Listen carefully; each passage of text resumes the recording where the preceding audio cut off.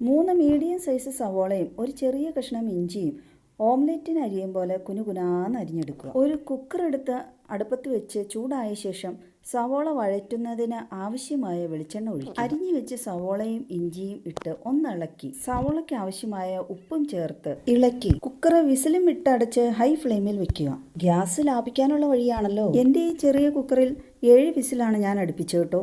ഓരോ കുക്കറിനും വ്യത്യാസമുണ്ട്. ഒരടി അടിച്ചു കഴിയുമ്പോൾ ഒന്ന് തുറന്നു നോക്കണം കേട്ടോ. 5 മിനിറ്റിനുള്ളിൽ വിസിലടിക്കേണ്ട താമസം. സവാള ബ്രൗൺ കളറിൽ വഴന്നു കഴിഞ്ഞു. വട്ടത്തിൽ ഇളക്കിക്കൊണ്ടേയിരിക്കുക.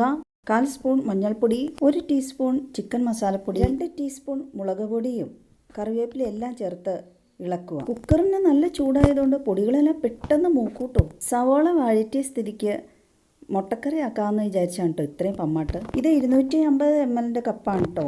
ഈ ഗ്ലാസ്സിൽ 3/4 ഗ്ലാസ് വെള്ളം കുക്കറിലേക്ക് ഒഴിച്ച് വെട്ടിത്തിളയ്ക്കുമ്പോൾ നിർത്തിയാൽ മതി. ഇത് കുറുകിയ ചാറ് തന്നെയാണ് കേട്ടോ. അല്പം കൂടെ കുറുക്കണമെന്നുണ്ടെങ്കിൽ ഒരു ഇച്ചിരി നേരം കൂടെ വയ്ക്കാം. കൂടുതൽ കറി വേണമെന്നുള്ളവർക്ക് കൂടുതൽ സവാള എടുക്കാം കേട്ടോ. കൂടുതൽ കുറുകലും കിട്ടും. എന്താ മണം! 1000 വാട്ട കത്തിയ മൂത്ത്. എന്തായാലും ഇത്രയും കാണിച്ചു കൂട്ടി. എന്നാൽ പിന്നെ ഇനി ഇടിയപ്പം കൂട്ടി ഒരു പിടുത്തം പിടിക്കാമെന്ന് വിചാരിച്ചു.